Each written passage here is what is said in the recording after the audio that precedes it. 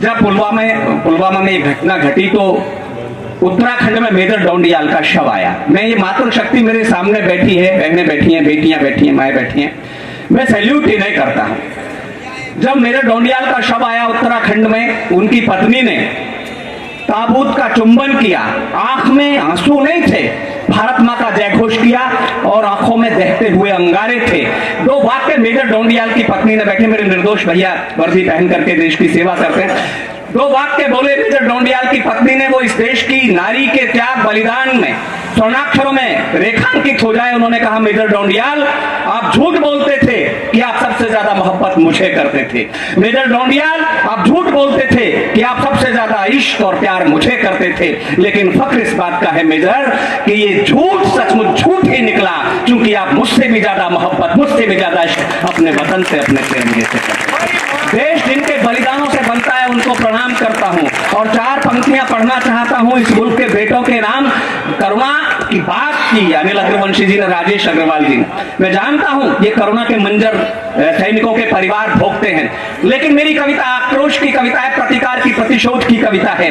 जिन बातों से इतिहास गढ़े जाते हैं मुल्क की सरहदों पर, उस पराक्रम को, शौर्य को प्रणाम करता हूं। आपने अभिनंदन को देखा होगा, जब वो आए तो उनकी बॉडी लैंग्वेज देखी होगी, उनकी तनी कसी हुई मुट्ठियां, तनी हुई मूछें और उठा हुआ माथा, ऐसा लगा होगा कि किसी सिंघनी का शावक आ रहा है पाकिस्तान से, मानो अभिनंदन जिसे तिरंगा आकाश छूता आ रहा हो। मैं चार पंक्तियां, ये अभिमन्यु चक्रव्यूह तोड़ करके लौटा, मुझे सूचित हो जाए मैं इंद्रप्रस्थ में खड़ा हूं और इंद्रप्रस्थ मुझे बहुत प्यार करता है, क्योंकि अर्जुन को इंद्रप्रस्थ प्यार नहीं करेगा तो फिर हस्तिनापुर थोड़ी करेगा की मोहब्बत मिले। कि शौर्य के शिलालेख गढ़कर के पौरुष की पुस्तक में पृष्ठ ने जोड़कर लौटा है। अर्जुन का शिल्प आप तक पहुंचे, जिस भाषा के लिए जाना जाता है, जिस प्रेम के लिए, जिस देशभक्ति के लिए, वो तेवर आप तक पहुंचे तो मुझे सूचित करना एक बार कि शौर्य के शिलालेख गढ़कर के पौरुष की पुस्तक में पृष्ठ ने जोड़कर लौटा है। वंदन अभिनंदन का एक और नचिकेता यम की कलाई को मरोड़ कर लौटा है। वंदन अभिनंदन का एक और नचिकेता यम की कलाई को मरोड़ कर लौटा है। तो मृत्यु के ललाट पर लिखी है जय गाथा, फिर आंसू नहीं, अंगारों की भाषा। जुड़ना जरा मन देना कि मृत्यु के ललाट पर लिखी है जय गाथा, फिर काल के कपाल पर लिखी है जय गाथा, फिर ठोकरों के भी निशान छोड़कर लौटा है। कौरवों के दल में घुसकर अकेले ही अभिमन्यु चक्रव्यूह तोड़ कर लौटा है। क्या बात, क्या बात। चारों सेनाओं, तीनों सेनाओं की ओर से एक एक पंक्ति पढ़ता हूं, चौथी पंक्ति तीनों सेनाओं की ओर से सामूहिक पढ़ता हूं। आपको फक्र हो जाए अपने बेटों पर, आपको विश्वास हो जाए। 21 को लेकर के इस मुल्क के बेटे सरहद के पार गए, मिराज को लेकर के सरहद के पार गए। F-16 आधुनिकतम विमान था अमेरिका का दिया हुआ पाकिस्तान को, लेकिन उसको दुश्मन की सरहद में जाकर के गिराया।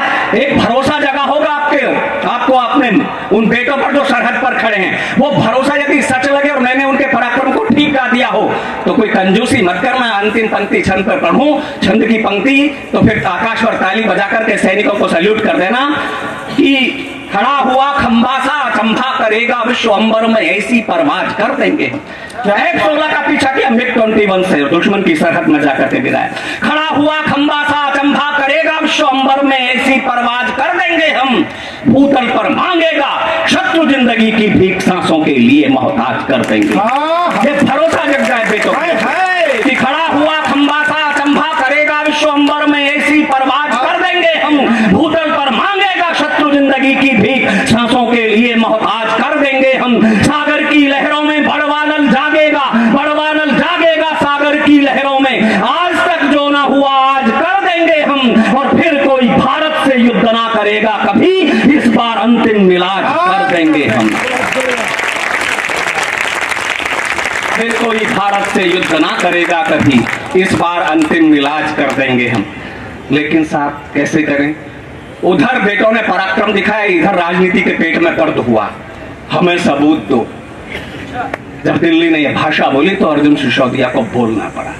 मैं चार पंक्तियां पढ़ना चाहता हूं कि आप बलिदानों पर सियासत करोगे, पराक्रम पर सियासत करोगे, जैसा राजनीति का चरित्र है वैसा इस देश की वर्दियों का चरित्र समझोगे, इस देश के पेटों का चरित्र समझोगे।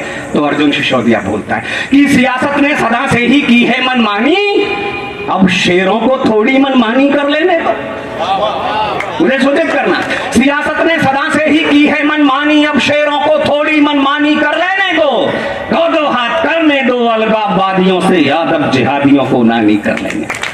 दो दो हाथ होने दो अलगाववादियों से, यादव जिहादियों को नानी कर लेने दो।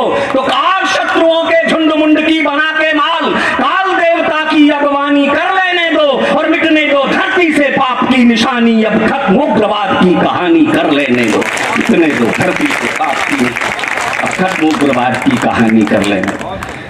जब बेटे सरहद पर लड़ रहे थे तो देश की राजधानी में खड़े होकर के कुछ लोगों ने कहा भारत तेरे टुकड़े होंगे इंशाअल्लाह इंशाअल्लाह, उमर खालिद और कन्हैया जैसे लोग। लेकिन ये मातृशक्ति बैठी है। उन्हीं दिनों कैप्टन पवन और कैप्टन कपिल कुंडू के शव आए हरियाणा में लिपट करके तिरंगे में। 26.5 साल का बेटा, एक 27 साल का बेटा पर्वत पर शहादत दे गया अपनी। लेकिन साहब माओ ने जो भाषा बोली, उस भाषा को प्रणाम करता हूं कि मुझसे सौभाग्यशाली कोख किस मां की होगी। राष्ट्रध्वज का कफन ओढ़ा मेरे लाल ने, मैं तो छोटी मां हूं, बड़ी मां तो माता भारती है, बड़ी मां से ऊंचा नाता जोड़ा मेरे लाल ने। मैं तो छोटी मां हूं, बड़ी मां तो माता भारती है, बड़ी मां से ऊंचा नाता जोड़ा मेरे लाल ने। अश्रुधारा बह रही है, गर्व से मां कह रही है, सैनिक का प्राण नहीं तोड़ा मेरे लाल ने। शत्रु शीश फोड़ दिए, चाहे प्राण छोड़ दिए, हाथ से तिरंगा नहीं छोड़ा मेरे लाल ने। उन माओं को प्रणाम करता हूं, उन बेटों को सैल्यूट करता हूं और बहुत शालीनता के साथ विरोध भी दर्ज कराता हूं कन्हैया कुमार के विरुद्ध।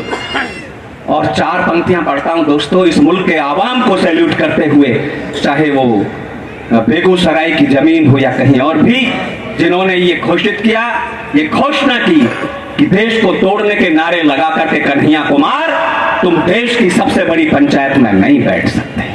बहुत अच्छा।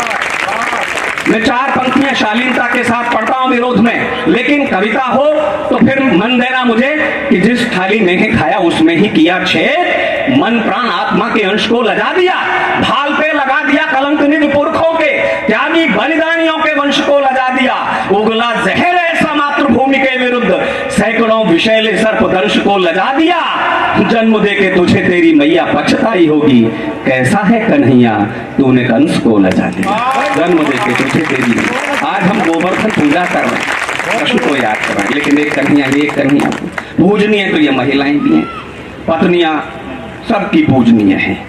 बड़ा काम केवल कृष्ण ने नहीं किया, छोटी छोटी बातों पर पहाड़ ये भी उठा लेती है सर प्रणम में। लेकिन ये मातृशक्ति प्रणम में है कि इसका बलिदान, इसका दूध हो, इसकी राखी हो या इसका सिंदूर हो, ये उसको बलिदान करने के बाद भी बलिदानों पर फक्र करती हैं। इसलिए हिंदुस्तान दुनिया से अलग है। मैं 4 पंक्तियां पढ़ना चाहता हूं दोस्तों। मुझे कभी इस देश की नौजवान पीढ़ी से कोई शिकायत नहीं रही, कभी कोई शिकायत नहीं रही। मेरे विद्यार्थी का जिसका जिक्र किया भाई प्रवीण शुक्ल ने, उनसे लेकर के बहुत सारे विद्यार्थी मेरे सेना में या खाकी वर्दी पहन करके देश की आंतरिक सुरक्षा में खड़े हैं। मेरा मन है कि मैं इनके सम्मान में 4 पंक्तियां पढ़ दूं। यदि पुरानी पीढ़ी आदेश दे तो नई पीढ़ी तो ताली इसलिए उठा देगी, इन पंक्तियों पर मैं उसकी बात कर रहा हूं, लेकिन पुरानी पीढ़ी भी इसलिए उठा देगी। छोटी मोटी गलतियां हुई होंगी तो बड़े काम भी इन बेटों ने किए हैं, वो क्षमा करके बड़ा दिल दिखा करके इनकी दरिया दिली और इनके हौसले और पराक्रम को प्रणाम करना। इनसे भले ही व्यवहार में हो भूल चूक, फिर भी ये मस्त जिंदगानी काम आएगी। इनसे भले ही व्यवहार में हो भूल चूक, फिर भी ये मस्त जिंदगानी काम आएगी। कभी कभी मानी और कभी नहीं मानी वह की है जो इन्होंने मनमानी काम आएगी। कभी कभी मानी और कभी नहीं मानी वह की है जो इन्होंने मनमानी काम आएगी। जब जब कंस शिशुपाल के बढ़ेंगे पाप, जब जब कंस शिशुपाल के बढ़ेंगे पाप, नटखट कृष्ण की कहानी काम आएगी। देश को जरूरत पड़ेगी जब खून की तो सी यही नौजवानी काम आएगी। सब देश इन्हीं बेटों पर फख्र करेगा। 4 पंक्तियां पढ़ता हूं, सबको याद है 13 दिसंबर 2001 जब लाल किले से आपकी भाषा बोलने वाली राजनीति मेजों के नीचे छुपने की जगह खोज रही थी, तो इस मुल्क की यही नौजवान पीढ़ियां अपना रक्त देकर के विश्व के सबसे बड़े लोकतंत्र के मंदिर को गिरने से बचा रहे। 7 बेटे थे, एक बेटी थी कमलेश कुमारी, वो वर्दी पहन करके, वो हमारे भाई भी यहाँ निर्दोष भाई बैठे हैं जो पुलिस की वर्दी पहन करके आपकी सुरक्षा में खड़े होते। मैं 4 पंक्तियां पढ़ता हूं बेटों के नाम से, लेकिन आपका मन मिल जाए कि पथभ्रष्ट होने का कलंक जो लगाया गया हमने वो आत्म बलिदान से मिटा दिया। पथभ्रष्ट होने का कलंक जो लगाया गया हमने वो आत्म बलिदान से मिटा दिया। देश की सुरक्षा हेतु देश की जवानियों ने सीमाओं पे बूंद बूंद रक्त को देश की सुरक्षा हेतु देश की जवानियों ने सीमाओं पे बूंद बूंद रक्त को चढ़ा दिया। गोलियों के आगे निज सीने हम बढ़ाते रहे, गोलियों के आगे निज सीने हम बढ़ाते रहे। संसद को एक भी न घाव लगने दिया। आप समझौतों वाली मेज पे न जीत पाए, चोटियों पे हमने तिरंगा लहरा दिया।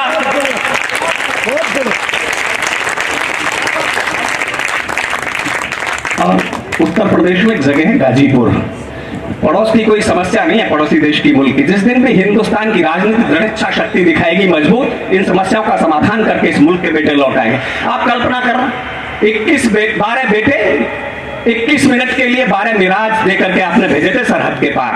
12 बेटे 21 मिनट 12 मिराज, 24 मिराज कर देते, 24 बेटे कर देते, 42 मिनट करते। दुनिया के नक्शे में कहीं होता वो आज? पुरानी जीप से 7 टैंक तोड़ करके अब्दुल हमीद की वर्दी लौटी थी। उन दिनों सैनिकों के शब्द तो नहीं आते थे। प्रणाम करता हूं साहब उनके पराक्रम को। क्या बताया होगा अब्दुल हमीद की मां को कैसे उन्होंने टैंक तोड़े।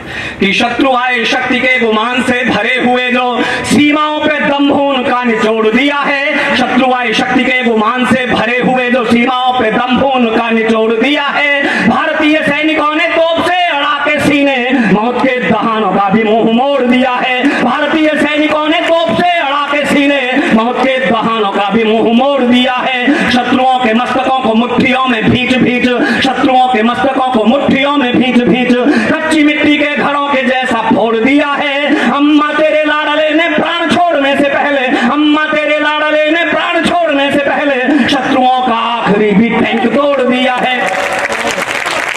भाई तालियां एक बार पूरा सदन बजाए हाथ उठाकर। भाई कमाल था। वाह वाह वाह।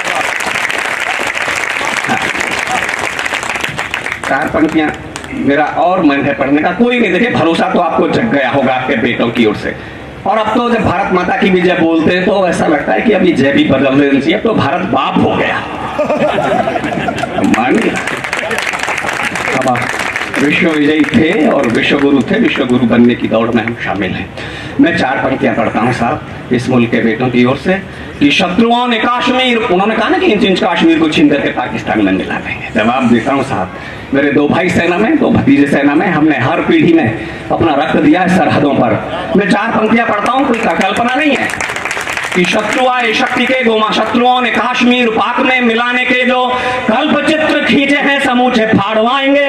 शत्रुओं ने कश्मीर पाक में मिलाने के जो कल्प चित्र खींचे हैं समूचे फाड़वाएंगे। शत्रु दुशासन साजो छू गया है मां का चीर, शत्रु दुशासन साजो छू गया है मां का भाल, उनकी भुजाएं भीम से उखाड़वाएंगे। शत्रु दुशासन साजो छू गया है मां का भाल, उनकी भुजाएं भीम से उखाड़वाएंगे। सुख से सियालकोट के सियार सो न पाए, सुख से सियालकोट के सियार सो न पाए, सैनिक सपूत सिंह से दहाड़ आएंगे। दिल्ली 10 घंटे की इजाजत हमें जो दे दे, दिल्ली 10 घंटे की इजाजत हमें जो दे दे, इंच इंच पाक में तिरंगे गाढ़ आएंगे।